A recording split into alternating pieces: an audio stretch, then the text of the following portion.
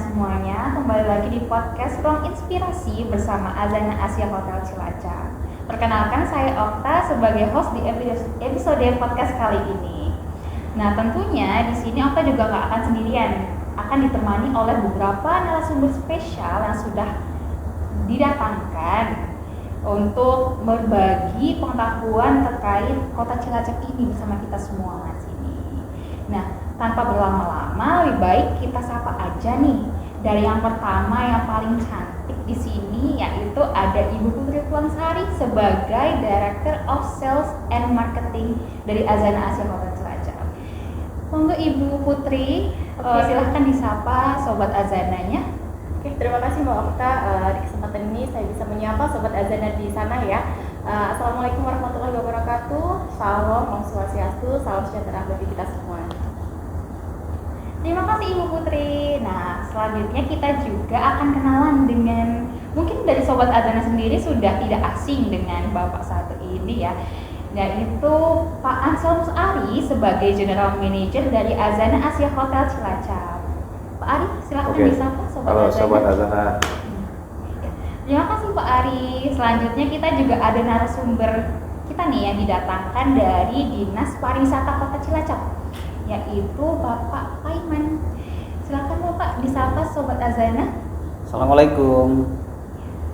Terima kasih Bapak Paiman. Dan seterusnya kita juga ada narasumber yang juga spesial yang didatangkan, yaitu Mas Bambang ya. Mas Bambang. Boleh kontak. Mas Bambang sebagai praktisi wisata heritage ya. Ya. Silakan Mas Bambang disapa Sobat Azana semuanya. Selamat siang. Iya, terima kasih Mas Bambang. Nah, sebenarnya Sobat Azana di sini Okta juga masih belum banyak pengetahuan nih terkait Kota Cilacap ya, terkait Kabupaten Cilacap. Okta masih, walaupun Okta terlahir di Cilacap nih, tapi masih banyak banget sejarah ataupun pengetahuan yang belum Okta ketahui nih. Kalau dari Ibu Putri sendiri Bu, apakah Ibu mengetahui nih terkait sejarah-sejarah ataupun daya tarik atau keunikan di Cilacap sendiri? Oke, terima kasih Mbak Okta. Ini pertanyaannya sangat menarik ya. Sebenarnya di sini Bapak-bapak, saya itu putri asli daerah Cilacap loh. Tapi saya jujur nih ya, saya belum banyak mengetahui terkait adanya perkembangan sejarah di Cilacap. Nah, yang saya ketahui Cilacap itu adalah kota industri, Pak, yang mana 3 dari 5 antaranya kita mempunyai big company seperti kilang minyak Pertamina, PLTU, bahkan Port of Tanjung Intan ya. Nah, dari situ juga saya ketahui Cilacap merupakan ibu kota dari kabupaten yang juga merupakan pusat pemerintahan ataupun pusat perekonomian. Nah, antaranya nih Pak, kekayaan dari industri seperti apa sih Pak yang ada di Cilacap? Mungkin rekan-rekan Sobat Azana juga yang di sana pengen tahu nih asal-usul Cilacap itu seperti apa? Mungkin bisa dijelaskan secara general dan intinya mungkin ya Pak ya. Mungkin dengan Mas Bambang di sini. Iya. Langsung ini. Baik Pak Ari, Pak Paiman mohon izin. Jadi terkait sejarah kita mulai dari merunut waktu saja ya. Kita merunut waktu. Jadi ada beberapa literasi yang dibaca. Salah satunya dari buku Raffles, Thomas Stamford Raffles. Dalam bukunya History of Java, waktu itu dalam ekspedisinya menyusuri pesisir Laut Selatan. Nah, saat itu tahun sekitar 1812, pesisir selatan hanya ada 2 pelabuhan yang sanggup untuk disinggahi kapal. Selebihnya tidak ada. Satu ada di Cilacap, satunya lagi ada di Pacitan. Kalau sekarang sudah banyak di Gelagas sudah bisa. Nah, waktu itu pelabuhan alami yang tidak perlu dikeruk, yang aman untuk disinggahi, paling aman adalah Cilacap waktu itu. Kemudian dari bukunya Pak Unggul Wibowo, almarhum, itu juga mencatat dalam bukunya Pulau Nusa Kambangan dari Pulau Bui menjadi Pulau Wisata. Itu menuliskan bahwa tahun 1600 itu Inggris sudah mendarat di Pulau Nusa Kambangan. Itu dari informasi yang diterima karena menurut Belanda, kan, Inggris itu mengeksplorasi wilayah sekitar Cilacap dan Nusa Kambangan. Ternyata mereka hanya kehabisan air dan hanya mencari air di Nusa Kambangan. Nah, karena waktu itu Jawa itu seolah-olah itu kayak harta yang diperebutkan oleh orang-orang Eropa waktu itu.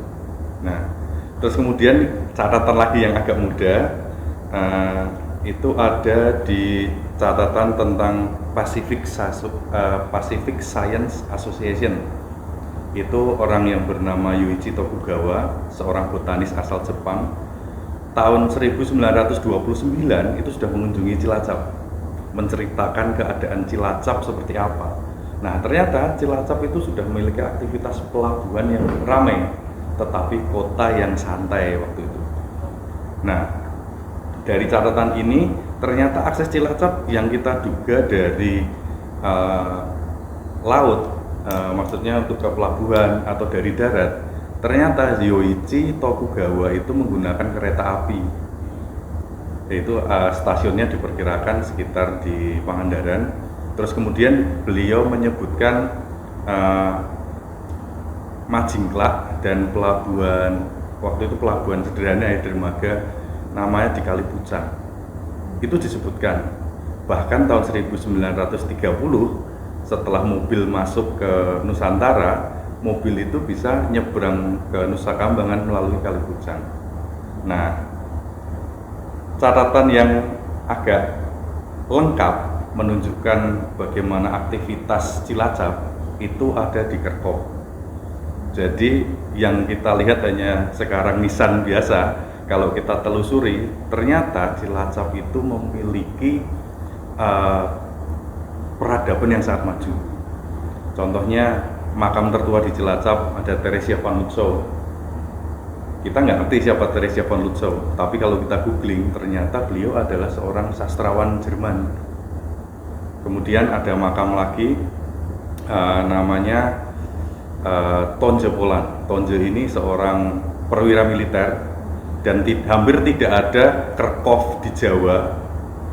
Waktu itu saya pelajari, punya data 4.000 orang Eropa yang dimakamkan di Jawa. Hampir tidak ada Kerkop yang memiliki makam seorang perwira. Nah, ternyata perwira ini istimewa. Beliau ikut perang Padri di Sumatera, meredakan perang Padri. Kemudian beliau juga tentara dari Napoleon Bonaparte, menjadi ajudan dari saya lupa namanya, tapi di Kesultanan Madura. Nah, ternyata beliau dimakamkan di Cilacap. Nah, kebanyakan memang orang Eropa yang meninggal di Cilacap itu dimakamkan karena malaria. Nah, data-data ini kemudian ditelusuri dan sekarang beberapa peninggalannya masih ada saluran air, ada di samping pendopo, di sepanjang jalan Anggrek. Dan itu masih ada beberapa tulisan Bau Asnering 1921-1923. Nah, itu salah satu peradaban yang bisa merujuk kepada aktivitas atau kegiatan kita di Cilacap ya, maksudnya ya, di waktu yang lalu. Sebenarnya ada catatan paling tua, tapi kurang begitu bisa kita pahami karena keterbatasan literasi ya. Salah satunya adalah Prasasti Luitan, itu yang ada di Kasugian, berupa prasasti tembaga yang berbicara tentang pungutan pajak yang tidak adil. Pungutan ini sudah dilakukan pada saat pemerintahan Maharaja Dyah Balitung sekitar tahun tahun prasastinya itu 902 Masehi. Kalau di Saka sekitar 870-an Saka. Nah, waktu itu sudah mencatat kalau di Kasugihan itu, yang kita sebut sekarang Kesugihan, dulu Kasugihan, adalah wilayah pertanian. Nah, prasasti ini menunjukkan kalau pemungut pajaknya ternyata nakal, salah ukuran, karena ukurannya yang dipakai tampahnya itu satuan, waktu itu menggunakan satuan tampah.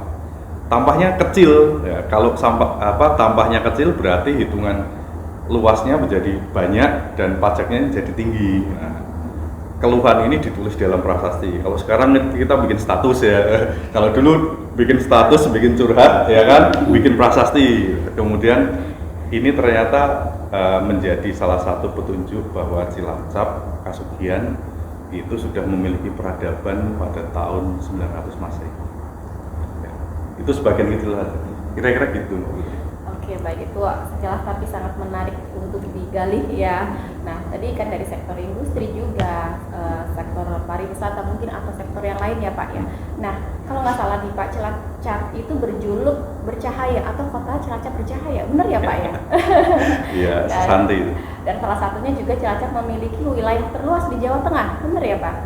Nah, mungkin ini Pak, hal menarik apa nih Pak faktanya yang ada di Cilacap? Mungkin di sini juga ada Pak Ari ya Pak, Ya. selaku pelaku bisnis pariwisata. Yang seperti kita ketahui ya Pak, perkembangan landscape bisnis di Indonesia itu terbagi menjadi 3 tahapan ya Pak. Ada shrinking, fan demand industry, atau the future winner ya Pak ya. The future Yang winner. artinya kita ini bergerak di bidang jasa perhotelan. Mungkin setelah pasca pandemi itu banyak yang dibutuhkan orang refreshing, jalan-jalan dan akomodasi. Mungkin dari pihak Bapak seperti apa nih Pak? Mungkin ada fakta menarik terkait Cilacap Pak? Kalau dilihat dari fakta-faktanya jelas banyak yang menarik karena potensi-potensinya juga itu sangat menarik. Ada yang masih, mungkin Mas Bambang kita bisa pakai terminologi masih misteri ya Mas ya.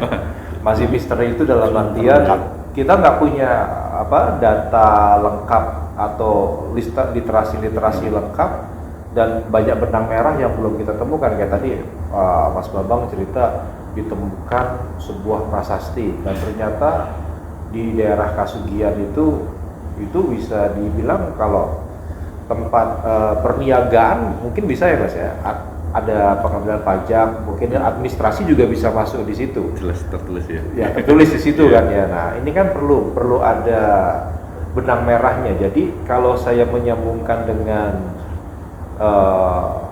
potensi pariwisata, ini bisa tervaluasi dengan sangat sangat baik karena ini bisa berdampak sistemik karena bisa masuk di sektor pendidikan selain dari sektor bisnis begitu. Nah, Cilacap kalau kita melihat dari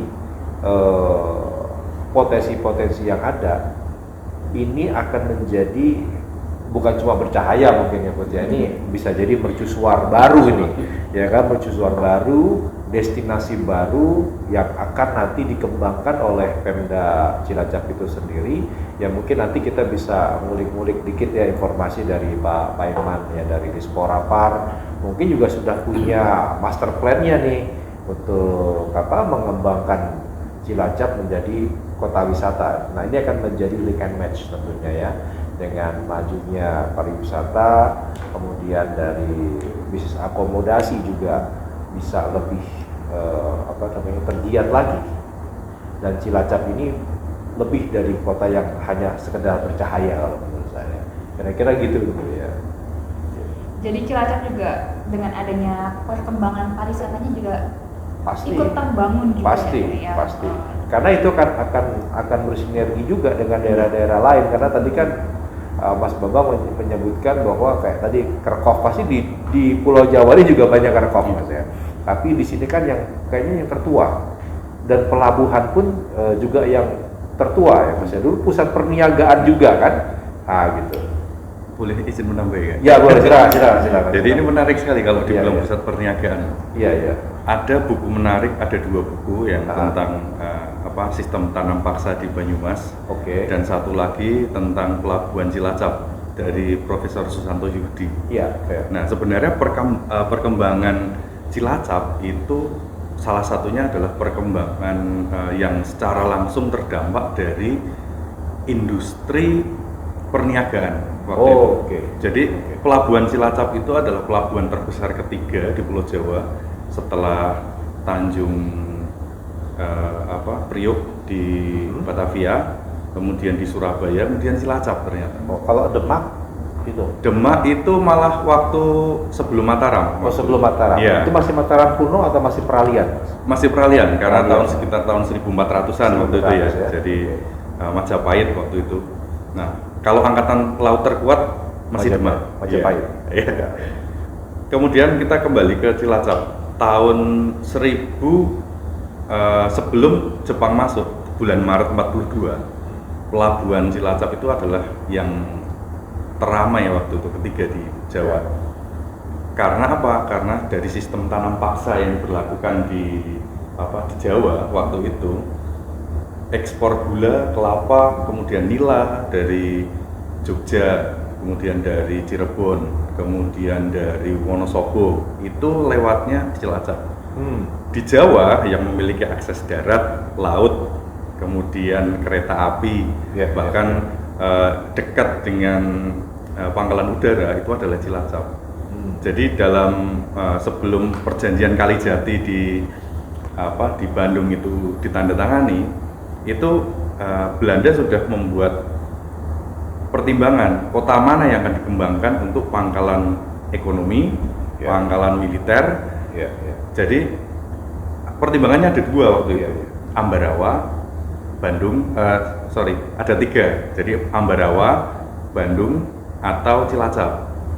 Sebenarnya yang paling lengkap ini adalah Cilacap karena memiliki pelabuhan. Betul. Ya, tapi karena letaknya yang akan dijadikan pintu keluar kalau misalnya blokade di utara, makanya pelabuhan di Cilacap ini hanya dijadikan sebagai seperti tempat untuk mengungsi saja. Nah, akomodasi sudah tercatat Pak di depan hotel, di depan kantor dinas pariwisata sekarang itu dulunya ada hotel, namanya Hotel Bulevu. Iya, itu hotel. Terus kemudian kita sudah punya semacam diskotik ya, pertama itu. Sekarang jadi markas Kopassus. Namanya Lumbung ya? Bukan, yang tusuk satenya. Tusuk satenya. Ayani. Ya. Iya. Itu dulu adalah namanya De Societat namanya. Jadi ya, orang-orang Eropa yang tinggal di Cilacap, saya bilang Eropa ya karena kita merujuk ke makam yang ada di Kerkhof, ada orang Polandia, ada orang Itali, ada orang Inggris, ada orang Denmark, ya kan. Bahkan dokter yang menangani malaria di Cilacap meninggalnya juga di Kerkhof karena malaria. Nah, orang-orang ini mereka kalau weekend itu kumpulnya di kayak kawasan elit sudah ya di situ ya. Kawasan elit ada di sekitar Ayani yang sekarang, Pak. Tapi sayangnya memang setelah Jepang masuk itu semacam pelabuhan, jadi pusat-pusat kebudayaan itu memang dihancurkan oleh mereka. Itu tambahan dari saya. Oke, menarik kan? Gitu. Nah, jadi seperti yang Sobat Azana dengar ya, Cilacap ini memang sudah menjadi kota yang sangat aktif ya dari zaman dulu gitu, dari mulai Belanda yang tadi katanya juga sebagai tempat perniagaan juga ada pelabuhannya juga yang memang aktivitasnya itu juga cukup banyak dijalankan oleh orang-orang terdahulu gitu juga. Terus juga sempat ada pusat kotanya juga ya di Cilacap di seperti yang disebutkan tadi, pusat hiburan, ada hotel dan tempat-tempat lainnya gitu Pak. Nah, di sini kita juga udah membahas heritage tentang Cilacap ya, heritage talk gitu ya. Tentang kita juga bisa sangkut pautkan dengan kota lama nih di Kabupaten Cilacap. Mungkin untuk kota lamanya sendiri ini Pak, gitu. Saya mau bertanya nih, kota lamanya sendiri itu sebenarnya di Cilacap itu apakah ada spotnya atau pusatnya gitu Pak di Cilacap itu di mana dan seperti apa gitu sekarang? Mungkin bisa diceritakan Pak. Jadi begini, kalau mendengar tadi luar biasa ya, Cilacap itu menjadi kota yang strategis. Tapi sayangnya cerita ini hanya dimiliki oleh Mas Bambang, Mas Ari, teman-teman pegiat gitu ya.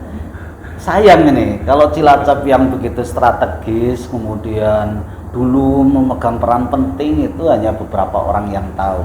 Sebenarnya ini tantangan yang membuat kita bagaimana sebenarnya untuk menggali ya sejarah, kemudian peninggalan-peninggalan yang ada di Cilacap itu. Jadi kita harus melakukan apa gitu.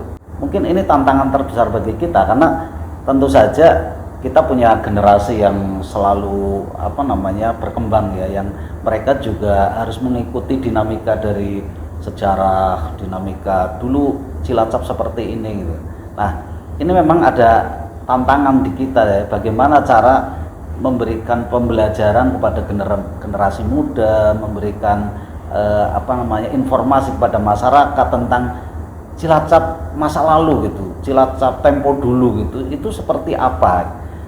Jadi mungkin ini yang membuat kita itu menjadi menarik, bagaimana kemudian Cilacap itu perlu menurut saya sejarah itu diungkap kembali setelah diungkap dengan visualisasi ya. Visualisasi itu bentuknya apa? Ya peninggalan yang ada, contohnya gedung yang kita punya ya memang peninggalan dulu yang kita punya itu apa saja gitu. Kemudian tempatnya di mana gitu. Lah, kita berkeinginan bagaimana daerah-daerah itu, tempat itu, bangunan itu yang kemudian kita eksplor, kemudian kita munculkan kembali ya, untuk membuka sejarah anak-anak kita ya, generasi-generasi yang kita miliki yang masih muda supaya tahu. Karena begini, anak sekolah di SMP 1 sendiri itu cagar budaya, mungkin udah berapa ratus tahun yang lalu, tapi bisa jadi anak sekolah di situ sendiri nggak tahu sejarahnya jalur itu. Nah, ini sebenarnya menjadi menarik bagi kita ya, bagaimana kemudian Cilacap itu bisa memberikan sebuah pelajaran pada generasi penerus kita untuk membuka sejarah situs-situs yang ada di situ gitu. Tentu saja yang kedua, ini akan menjadi destinasi baru ya. Karena apa? Karena kalau kita masuk ke Cilacap, kemudian kita membuka sejarah yang sudah seperti tadi disampaikan oleh Mas Bambang, itu harus ada wahananya. Wahananya salah satunya seperti tadi, bagaimana kalau Cilacap itu dibuat kota lama, atau mungkin istilahnya kalau di sini kota lawas atau apa, mungkin karena versi Cilacap mungkin kita bisa buka ya, kaji di sejarahnya.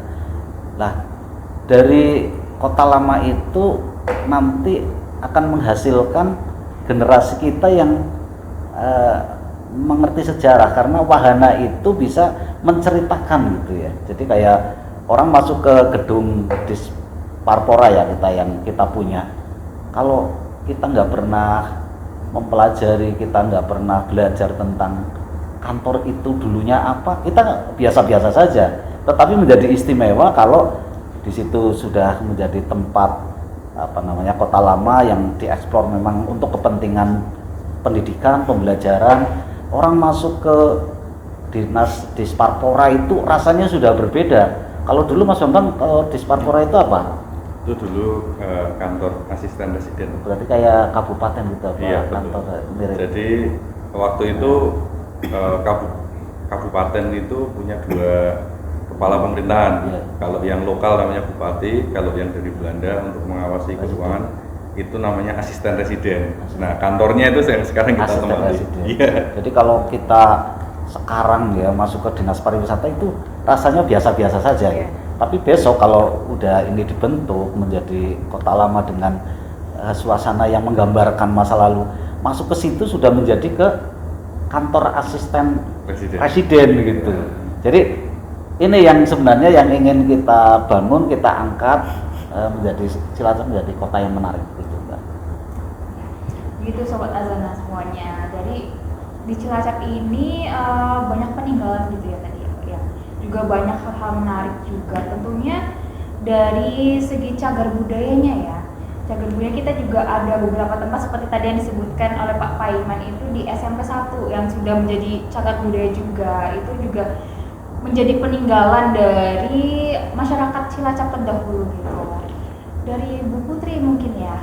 Iya, ini mungkin sangat menarik sekali tadi apa yang disampaikan oleh Pak Paiman, mungkin program salah satu dari Pemkab Cilacap ya Pak ya, menjadikan Cilacap itu kota lama atau kawasan wisata heritage ya Pak ya. Nah ini sangat menarik Pak, mungkin kita perlu adanya mungkin tindakan dalam perlindungan, pemanfaatan, bahkan pengelolaan dalam kota lama ini yang nantinya cagar budaya ya Pak ya. Nah mungkin apa nih Pak program dari Pemkab sendiri mungkin yang terdekat dengan melalui podcast kita kali ini, mungkin next programnya seperti apa Pak, agar nanti program ini dapat berjalan secara terimplementasi dengan baik Pak nantinya. Ya, jadi yang pertama kita sebenarnya pengen mensosialisasikan kepada masyarakat supaya mempunyai rasa sense of belonging ya terhadap kalau besok menjadi kawasan itu menjadi kota lama itu mau seperti apa gitu. Jadi kita juga harus melakukan kajian. Jadi ini hal yang terpenting kita sebenarnya kajian ya. Jadi kita juga harus bagaimana mengumpulkan para pakar ya, pakar peninggalan situs, kemudian para ahli gitu, supaya ketika kita lakukan ini benar-benar apa yang dituju itu tercapai. Jadi tidak setelah rame sebentar kemudian ya ruhnya itu sebenarnya apa. Jadi harus yang bisa menemukan ruh itu para pakar itu. Jadi setelah ketemu ruhnya sebenarnya kalau kita nanti dibentuk menjadi kota lama itu kemudian yang akan dicapai dari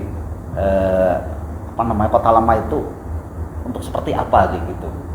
Kemudian fungsi-fungsi. Tentu saja kita punya keinginan besok di sana itu akan menjadi ruang kreatif ya, ruang wisata, bisa jadi ruang diskusi gitu ya. Ruang kreatif itu sebenarnya bisa nanti kayak gedung-gedung lama yang sudah tidak dipakai mungkin bisa dipakai untuk teater atau mungkin bisa untuk kafe ya, kayak hari ini kan mungkin lagi tren ya, kafe-kafe. Kalau perlu kafe yang cangkirnya cangkir belanda gitu. Ya, maksudnya biar orang masuk itu punya berbeda ya, ada sesuatu yang berbeda ya. Jadi kita tentu akan lakukan kajian tentang mau seperti apa, bentuknya apa, mungkin dari sisi sejarah seperti apa, menggambarkan dulu ya, seperti ketika lagi jadi kota Cilacap tempo dulu itu seperti apa. Jadi kita tentu saja akan melakukan dibuat naskah akademik. Dari naskah akademik itu kemudian lahir kayak DED lah, karena ini kan kayak sebenarnya bukan by design ya kalau ini ya.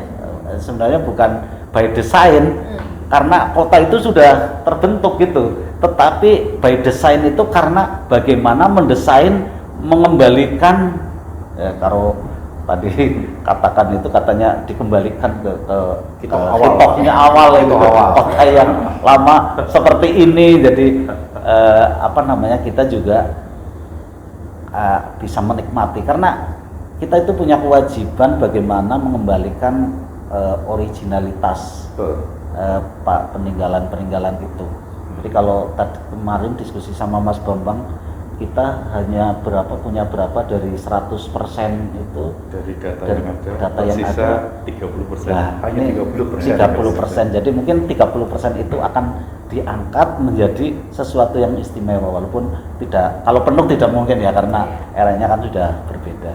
Jadi harapan kita kalau nanti ini benar-benar terwujud gitu ya, kita akan maksimalkan fungsi-fungsi yang dulu sebagai kota beneran, kemudian sekarang jadi kota yang mengedukasi kita, anak-anak kita menjadi tahu tentang sejarah. Karena kalau kita di Jalan Ayan kita memang belum menentukan tempat kita mau rencananya di mana. Bisa jadi kalau nanti para pakar diskusi Mas Bambang, Mas Ari contohnya, kalau dilihat dari sejarah itu di petanya itu jalan inilah, ini memang belum kita tentukan. Kita ada kajian-kajian itu dulu, intinya gitu Pak. Nah ini pastinya akan berkaitan dengan Pak Ari nih Pak. Ya, gimana? Pastinya Pak, dengan adanya program ini ya Pak ya, yang saya tahu nih Azana itu kan banyak sekali program yang pasti berkolaborasi dengan baik government ataupun corporate ya Pak. Mungkin dengan adanya insight ini Pak, atau pembahasan di kali ini dari Bapak sendiri, ada program Pak yang nantinya akan menunjang program kegiatan kita pada tema hari ini gitu Pak?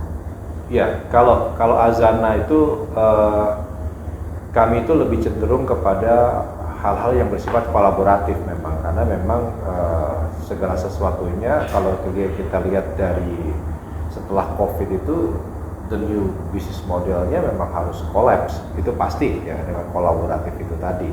Nah tadi sebelum saya masuk lebih jauh, saya ada pertanyaan mungkin Mas ya di sini ya, kenapa Belanda ya, atau mungkin pemerintah kolonial pada saat itu tuh membentuk tata kota itu walking distance, Mas. Ya, dulu saya juga pernah membuat seperti tracking the colonial path itu waktu di Batavia misalnya gitu. Nah ini kan kalau tadi disebutkan ada tempat hiburannya ada, terus kemudian mungkin sinema juga di situ mungkin dulu Mas ya. Ada. Ya kan, Ada. kawasan elit, ya kan kawasan Iya. elit itu sendiri ya. Iya. Nah akhirnya kalau itu bisa dikembangkan, berarti kan selain wisata, kita bisa belajar tentang arsitektur. Kemudian kita bisa belajar mengenai sosial masyarakat pada zaman itu. Jadi kita benar-benar kita bisa memflashback kembali sebagai representatif mungkin ya, representatif budaya atau sejarah yang bisa kita aktualisasikan di masa modern. Kayak tadi kan Pak Pemang bilang cangkirnya dulu kita pakai cangkir yang zaman Belanda dulu. Wah ini benar-benar menikmati suasana banget kan. Dulu zaman itu tuh makannya apa saja sih makanannya, jenis makanannya. Jadi ketika Asana ini berdiri ini, saya memang melakukan research dan apa sih yang menjadi makanan asli masyarakat Cilacap? Ya kan saya cuma ketemu dua, brekecek sama dages. Cuma itu aja. Kalau mendoan itu sudah umum, Banyumasan mungkin ya, Mas ya seperti itu. Nah, akhirnya kami mencoba mengembangkan di berbagai lini, termasuk edukasi, korporasi dan sebagainya itu, kami mencoba untuk mengajak banyak khalayak juga untuk bisa berkontribusi. Karena untuk membuat suatu masterpiece ini, anggaplah ini The Legend Reborn mungkin begitu ya. The Legend kita membangkitkan sesuatu yang mungkin sudah ratusan tahun yang lalu, itu bukan suatu hal yang mudah. Dari yang saya coba untuk berkolaborasi itu kebanyakan antusias. Ya, dengan kita bertemu dengan komunitas-komunitas yang memang sangat memperhatikan sejarah, ya, dengan saya juga yang punya tendensi mungkin ya untuk memajukan Cilacap dari sisi pariwisata, mungkin ini bisa saling berkesinambungan nantinya. Tentunya juga nanti dukungan dari pemerintah daerah juga, Bapak Iman, dari kedinasan, dari teman-teman komunitas yang sangat mencintai sejarah ini. Saya rasa nanti itu akan bisa terwujud dengan adanya banyak hal mengenai kolaborasi. Dan kita sudah bicara juga ya untuk menikmati situs-situs sejarah wisata ini dari udara gitu ya. Ya ini kita lagi mengembangkan komunikasi ini ya, semoga ini nanti kita bisa cepat ada agreement-nya. Ini akan menjadi sebuah tawaran baru ya. Tawaran baru dalam artian menikmati sesuatu dengan gaya yang baru. Ya, kira-kira gitulah. Itu sebagian yang bisa saya ceritakan dari banyaknya program nanti yang berjalan sepanjang tahun.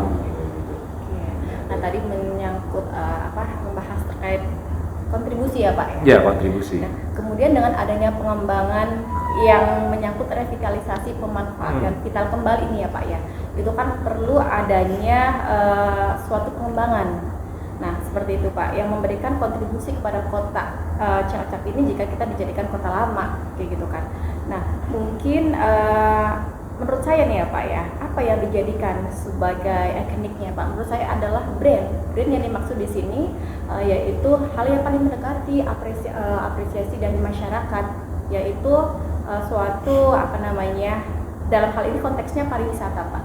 Karena selain luxury juga leisure atau kesenangan ya Pak ya, di situ saya lihat brand itu pas dari pariwisatanya. Lalu yang saya tanyakan nih Pak, bagaimana sih pendapat Bapak atau perkembangan pariwisata di kabupaten kita ini Pak untuk sekarang atau nanti kelanjutannya?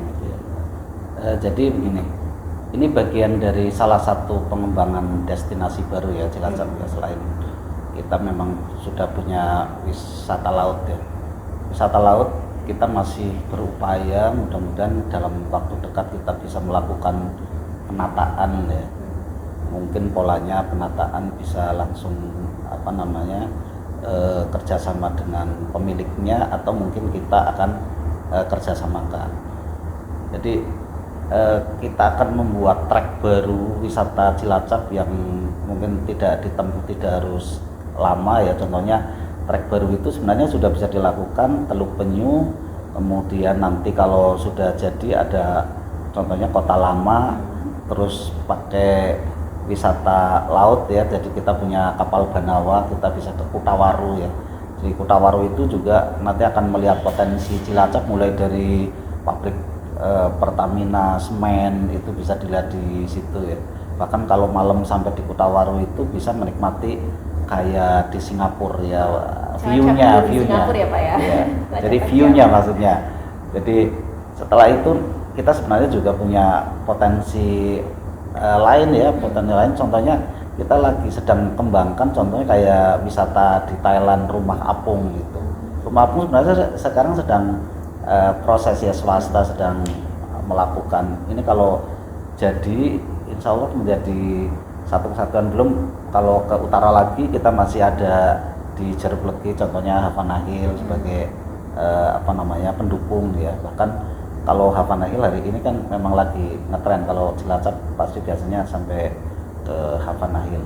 Jadi harapannya itu ke depan akan menjadi Cilacap itu menjadi lengkap ya, menjadi kota yang disinggahi bukan sekedar oleh para pekerja saja, tetapi orang memang ke Cilacap berwisata. Ini kita cita-citanya seperti itu. Menarik banget sebenarnya tadi ya, dari penjelasan dari narasumber kita tentunya. Dimulai tadi ada peninggalan sejarah yang banyak ditemukan di Cilacap, mulai dari aktivitas perniagaan dan juga ada akses pelabuhan yang dijelaskan oleh Mas Bambang tadi. Terus juga ada juga ide-ide menarik dari Pak Ari nih untuk menjadikan Cilacap lebih up lagi tentunya nanti, khususnya dari segi pariwisata dengan adanya nanti kolaborasi dengan berbagai pihak, salah satunya dengan para praktisi atau pakar-pakar yang memang paham betul tentang sejarah yang ada di Cilacap ini, dan juga yang nanti dapat dikembangkan lagi itu dari segi pariwisatanya. Dan dengan Pak Paiman sendiri yang juga tadi menjelaskan tentang wisata-wisata yang akan datang, akan direalisasikan ya Pak ya secepatnya untuk menjadikan Cilacap ini lebih bercahaya dan bersinar gitu. Jadi Cilacap juga akan menjadi lebih menarik nih tentunya nanti ke depannya gitu. Seterusnya mungkin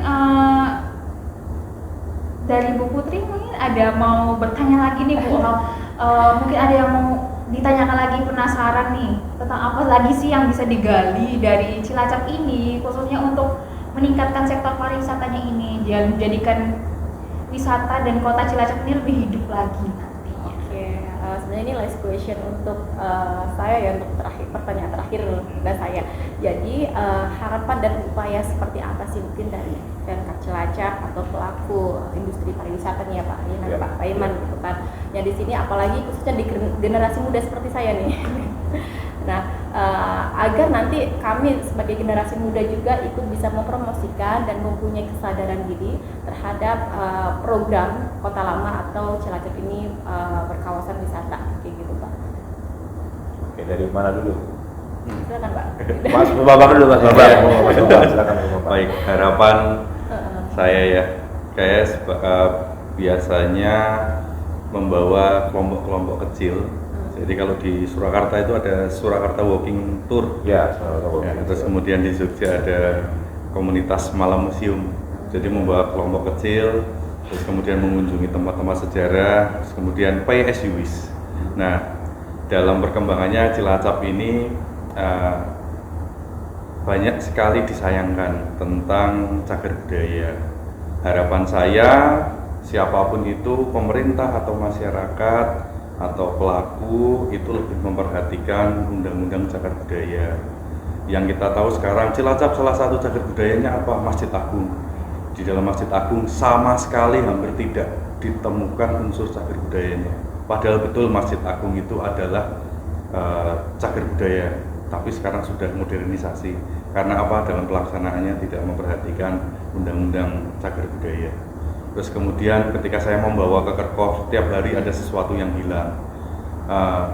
Dalam Undang-Undang Cagar Budaya nomor 11 tahun 2010 itu salah satu yang harus kita perhatikan adalah tidak boleh menambah atau mengurangi dari bangunan itu. Kalau kita lihat Kerkop sekarang banyak sekali makam-makam baru. Semoga kedepannya bisa karena apa, ini tingkatnya itu sudah krusial. Jadi semoga Kerkop bisa selamat ya dari eh, ya gempuran-gempuran bangunan baru atau mungkin batu-batu nisan yang sudah mulai dicongkel orang gitu.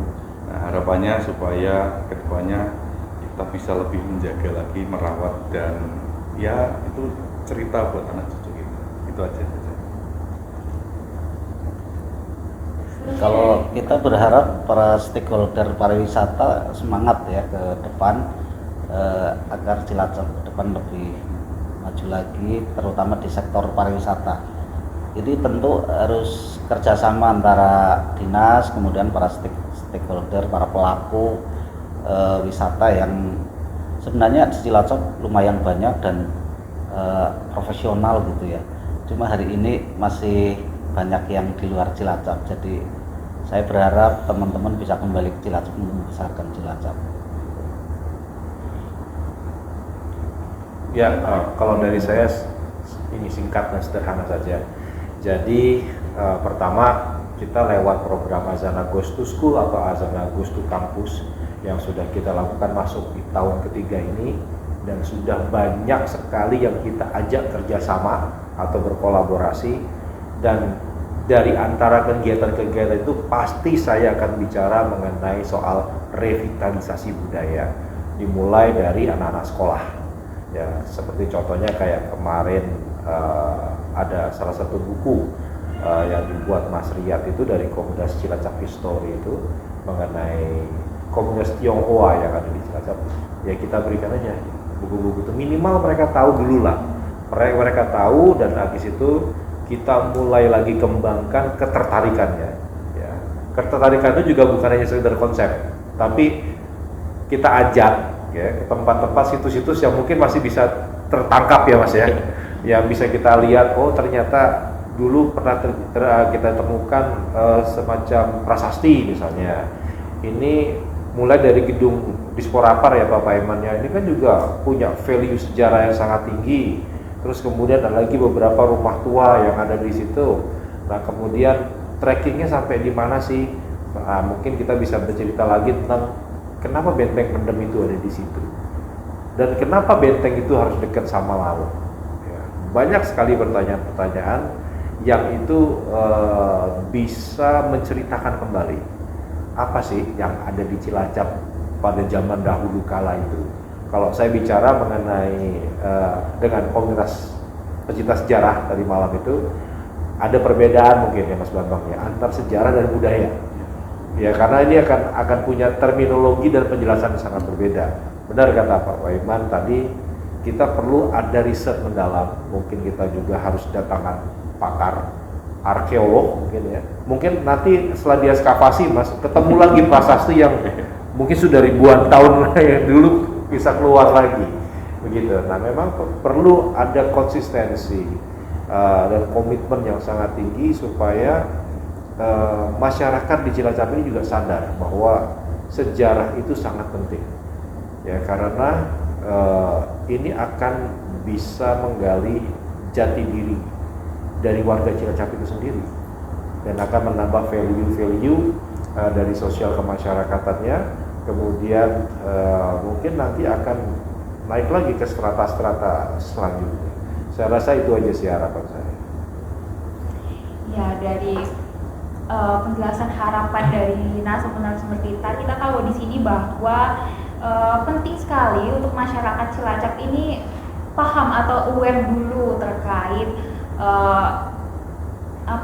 cagar-cagar budaya maupun peninggalan-peninggalan yang penting di Cilacap ini gitu, sebelum kita kembangkan menjadi tempat wisata itu tadi. Nah dari Mas Bambang sendiri tadi dengan membawa kelompok kecil ini ya, yang pertama untuk diperkenalkan dulu nih tentang sejarah tentang Cilacap begitu, juga memperkenalkan sejarah dengan lebih luas lagi ke masyarakat awam, sehingga nanti nih masyarakat juga lebih tahu tentang sejarah di Cilacap. Dan tentunya untuk agar masyarakat Cilacap ini juga saling berganding bahu nih untuk dapat menjaga apa yang menjadi keunikan dan peninggalan sejarah di Cilacap ini. Terus juga dari Pak Paiman sendiri tadi harus juga ada kerjasama dari para stakeholder dan juga pemerintah untuk meningkatkan lagi, untuk membangunkan lagi pariwisata di Cilacap, serta dari Pak Ari juga yang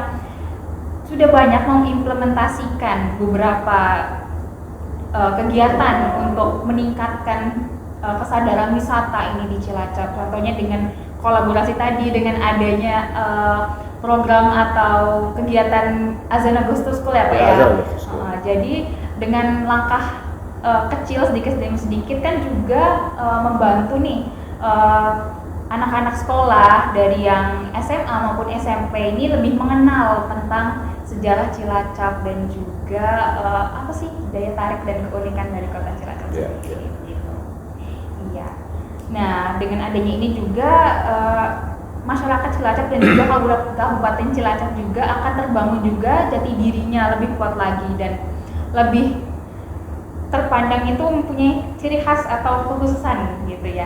Oh pasti. Untuk Cilacap. Harus ada itu. Iya, Ya. kita harus tonjolkan gitu ya. Betul, Jadi betul. kita juga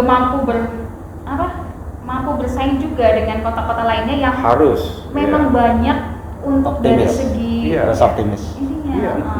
Semua Kita bisa. akan berkontestasi nanti. Betul.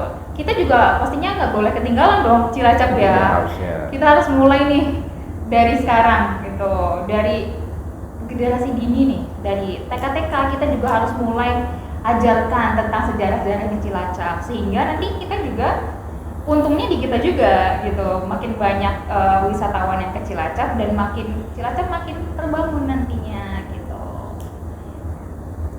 Dari sini Sobat Azana pasti sudah banyak pengetahuan kan tentang Cilacap dan juga tentang adanya rencana-rencana untuk pengembangan wisata khususnya dari Kota Lama sendiri gitu. Mungkin dari Bu Putri apakah ada yang ingin disampaikan lagi Bu untuk Sobat Azana kita? Oke, jadi Sobat Azana di sini saya ngerasa cukup mengerti nih, jadi paham di ruang inspirasi Azana Asia Hotel karena tadi beberapa pertanyaan yang saya lontarkan sudah cukup terjawab ya dari para narasumber. Dan harapannya Mbak Okta setelah ini mungkin ada next podcast yang akan membahas lebih detail nanti kayak gitu. Ya, jadi pastinya kita akan ada next episode tentang podcast tentunya yang membahas kota Cilacap ini, kota heritage dari Cilacap ini. Selalu Kota kita Lama. suarakan.